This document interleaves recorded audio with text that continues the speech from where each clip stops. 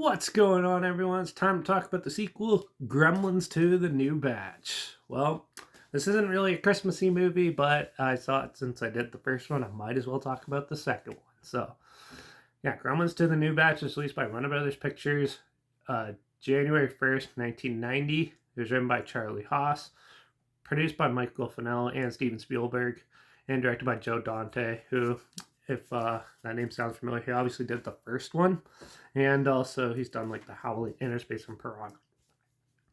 This had a budget of around $50 million, but it was a flop when it came out. It only made $41.5 million at the box office.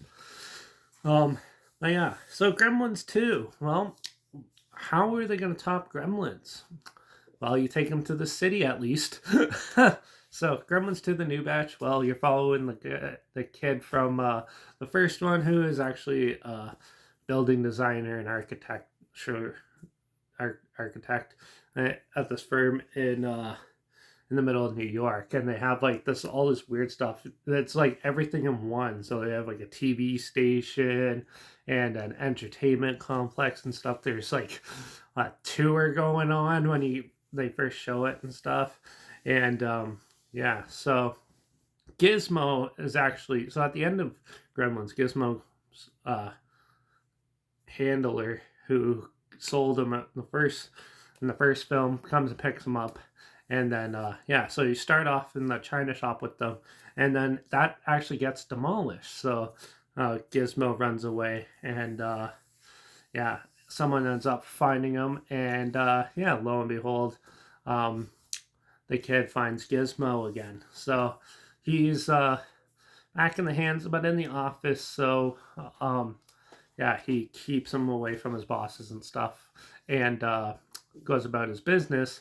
And then the kid eventually comes back, but his girlfriend has to go pick up Gizmo from the office, where Gizmo accidentally gets wet and has a couple of his siblings, I guess you could call them, come out, and she picks up one of them by mistake, and then they basically purposely eat after midnight and stuff because there's food everywhere, and they start multiplying rapidly into all these crazy gremlins. And as the film progresses, there's a science lab in this building, and Christopher Lee is the head scientist, and then that's how Gizmo basically gets into the building. A scientist finds him on the street and wants to do research, and then the kid sneaks in and steals Gizmo out. But yeah, so anyways, they find a whole pile of weird potions. They get weird powers and stuff. There's a transvestite one, there's a Spider-Man one, there's a Bat one, and everything, and it just goes crazy through it. Like, at least an hour of this film is just gremlins causing havoc.